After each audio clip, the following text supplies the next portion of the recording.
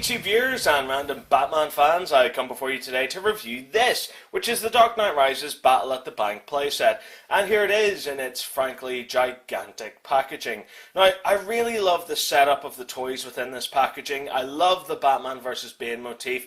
So you've got the actual playset itself in the actual background. So in the foreground here you've got Batman and Bane exchanging punches. Batman's got his bat pod behind him. Bane's got the camouflage tumbler behind him. So I love the setup of this box. I think it looks really, really nice.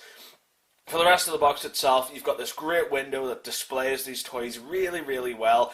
And then after that, it all kind of falls into generic territory, really. So you've got a picture of Batman at the top corner there, Battle at the Bank written in a few languages at the bottom corner here, with the playset itself kind of closed and then fully open with the Dark Knight Rises logo at the top corner here. For the sides of the box, it's all really basic, so it's just a few pictures showing off various features from the set itself. Around the back, it's the same story, more kind of pictures from around the set itself and some of the other toys that are available in the range. And if you take a look underneath the box, hey, look at that, it's legal garb, wahey! So that pretty much does it for the packaging, so now let's open it up and take a look at this toy itself. So let's start off with the bat pod, which is just really a load of molded plastic just stuck together, really. There's not a lot of paint apps or anything like that going on. So bringing it a little closer, you can see the tires there with kind of rough tire tread on there. It's not really movie accurate. Then you've got the cannons on the side here on this grey plastic. There's a lot of grey plastic throughout this bat pod, so I'm not really sure if I like that or not. I know this is aimed more at kids, and it's to kind of brighten up the bat pod, because otherwise it would just be all black, I guess. So I suppose that's alright. So taking a look at the rest of the bike, there is a lot of detail on it here. So you've got the controls at the front, which have the little arm guards in place there. Again, these are silver. The body of the bike itself looks pretty good, so you've got the knee rests there and the foot rests at the back. Then this weird box section here, I don't know why they've included that. And then there's a little bit of bronze there, I suppose. Then around the back here, you've got the back wheel. Both these, of course, are kind of free-wheeled, and they free-wheel quite well.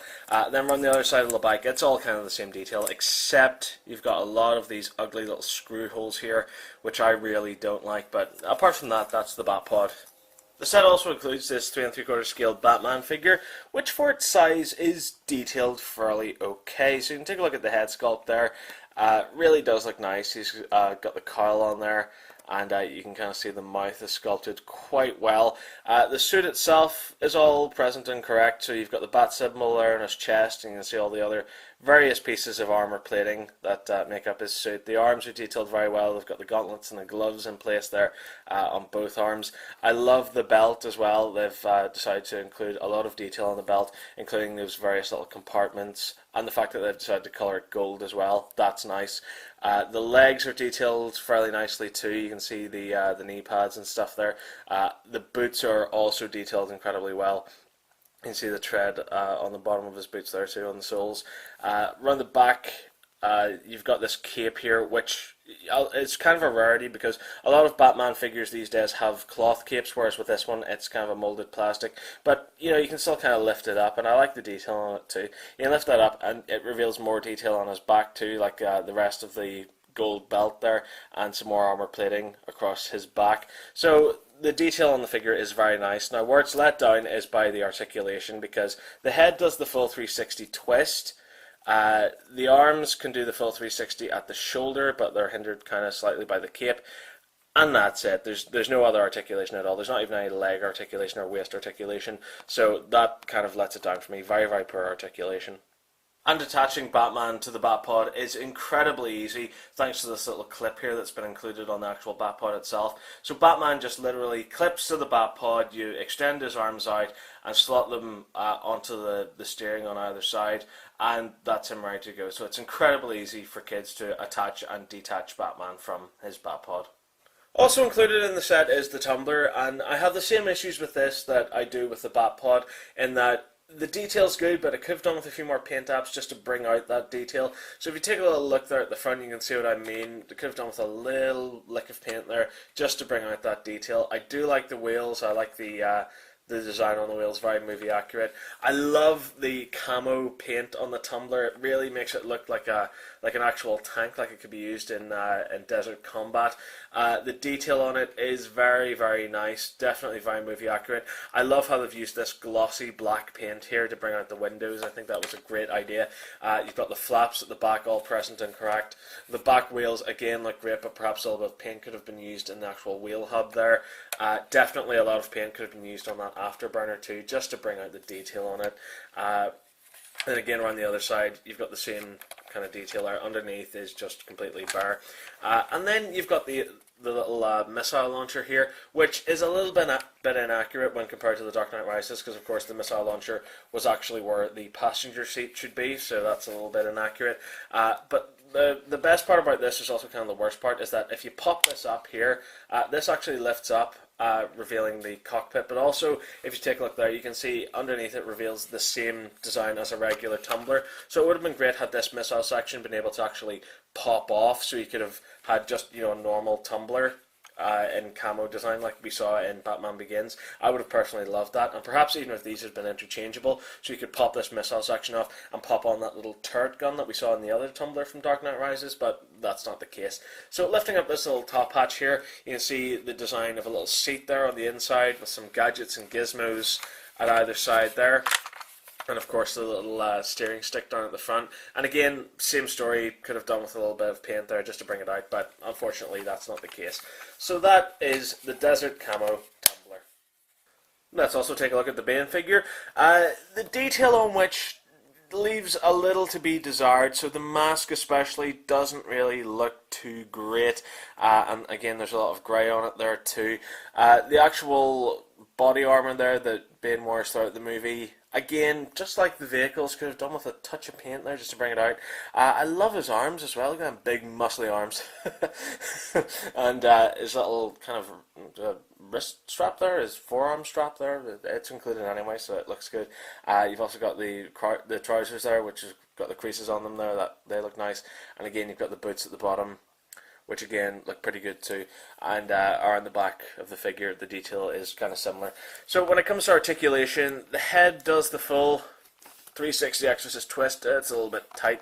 The arms do the full 360 at the shoulders, and then at the legs here, they kind of kick forward about 45 degrees and move back the full 90 degrees. So that's kind of it for articulation. So detail, articulation, And of course, with the tumbler being Bane's vehicle of choice here, he fits into it fairly easily. You just pop open that little hatch at the top and slide Bane into place, and he sits in there fairly well. And of course, the hatch can also close on top of him, leaving Bane inside. So he fits pretty well. So let's talk about the actual playset itself, which for me is a bit generic, really. I mean, it's supposed to look like some underground bank vault, but it looks like a weird mishmash of various little pieces. I mean, sure, there are a few parts of it that are quite enjoyable, like up at the top here, you've got this little batarang which you can attach Batman to and allow him to zip line across. There are a few platforms for Batman and Bane to fight on. Down at this side, there's this weird cage section with this opening door. I don't know what that's for. And again, beside it, there's another little section there that allows you to actually attach your Batman or Bane figure to. I still don't know what that's for. On the other side here, you've got this little safe, and the little safe door opens, and you can see a picture of some money on the inside of it there. So that's a cool little feature. Then you've got this crane, which I don't know why that's there. But it's got this little clip at the end of it that allows you to attach Batman or Bane to it, so I suppose it could be fun for kids. Then in the middle here, you've got this weird little turret gun thing that allows Batman to fire these little coins here. You get two of these little coins with the Batman logo on them. So I suppose kids could use them and pretend they're little batarangs that Batman's firing at Bane or something like that. In fact, it almost looks like something that came off Batman's belt here, so I suppose kids could take it and clip it to their own belts and use it as some kind of Batman gadget. I don't know. But overall, the rest of this playset, the detail is fairly generic, and it doesn't really offer a lot of features. One feature it does offer, though, that I find really, really cool and quite fascinating is the fact that the whole thing is collapsible. So you can collapse all these little sections down and pack them away, and it packs up into this nice little grey briefcase. There's even a little section there that allows you to pull these little sections up and form a little handle for the briefcase, and even on the side of it there, you can see there's a little Batman logo as well, just to complete that little gimmicky look. So I think that's quite cool, that's quite cute. It would have been nice if that had been a little tiny bit bigger, so you could also put your figures and the bat pod and the tumbler in there as well, and use it as a little carry case for the playset, but yeah, you know, that doesn't really happen. But I still like it. I think it's a cool little gimmick, but the playset itself is a little bit generic, but it still offers a nice background for kids whenever they're playing with Batman and Bane. So overall, what do I think of this playset? Well, you may remember the last Batman movie to include Bane was, of course, Batman and Robin. Now, that movie was described as being incredibly toyetic, where basically you could pause the movie at pretty much any scene and you could make a toy out of that particular scene. With The Dark Knight Rises, it's a completely opposite movie in a lot of ways, and one of those ways is the fact that it's very anti-toyetic in a sense that there's not a lot of scenes you can make a lot of toys out of. For example, you can clearly tell that this is based on the scene where Bane infiltrates the stock market to screw up with the whole plan with Bruce Wayne's fingerprints, spoilers, etc., etc. But you can't really make a toy out of that. So this is kind of the child's equivalent, where instead of Bane's master plan with the stock market, it's instead Bane robbing a generic bank. So that obviously does make it toyetic, but for me it's very, very generic. I mean, the playset itself is very bland. It doesn't really offer much, and the detail on pretty much everything leaves a lot to be desired. The vehicles look okay. I definitely do like that tumbler, even though the missile launchers are in the wrong place. I like the fact that the playset can fold up into a little briefcase. That's a nice little feature. The Batman figure definitely is superior to the Bane figure whenever it comes to detail, but both of them have very, very poor articulation. This, for me, definitely is a playset for the kids, which I'm sure they'll get a lot of fun out of, especially with those vehicles and being able to put the figures on the vehicles. I think they will get a lot of fun out of it. For collectors, if you do like the look of this, I'd say get it, but keep it in its box, because the display of it in its box looks absolutely gorgeous. I can't recommend that enough, and I can't praise the toy company enough for the packaging. I think it looks superb, but it looks better in its box, out of its box, if you're a collector. But for kids, they'll have a blast with it. So that brings us to the end of this review. Thank you very much for watching. I really hope you enjoyed it. If you did, there's countless more reviews online. Thank you very much for watching, and remember to keep following the nerd. Bye-bye.